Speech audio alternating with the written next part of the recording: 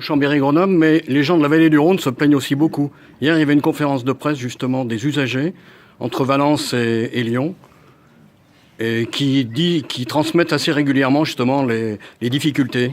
On a sur un certain nombre de lignes par ailleurs, et notamment à l'approche du nœud ferroviaire lyonnais, une grosse problématique de sous-investissement qui a été fait sur les lignes. C'est pour ça qu'également dans notre convention, je vous rappelle qu'on a 260 millions d'euros qui sont prévus. 260, hein, c'est ça 260 millions d'euros qui sont prévus d'investissement sur les lignes ferroviaires, ce qui est un effort colossal à un niveau qui a rarement été atteint dans notre région. Donc l'objectif aussi, c'est là où les lignes ont été mal entretenues et où ça aboutit à des dégradations de la qualité, qu'on puisse investir dessus. C'est un effort de longue haleine. On a une situation dont on a hérité qui est catastrophique.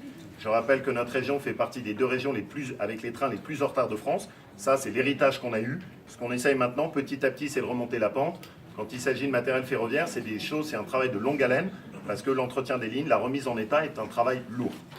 Sur Valenciennes, c'est essentiellement des trains annulés ou des sous-dimensionnements des trains, manque de wagons et... Non, malheureusement, y compris sur les lignes que vous évoquez, on est très contraint notamment par une des questions qui est l'architecture du nœud ferroviaire dans notre région, qui est très congestionnée par la question sur Lyon.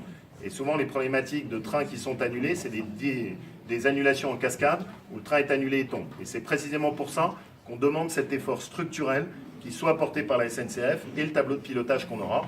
Vous avez raison, on a cette ligne-là. On a aussi Lyon en direction de l'Ain, en Berlieux, sur lequel on a aussi des problématiques qui sont lourdes. Et là, ça va être de la rénovation de matériel.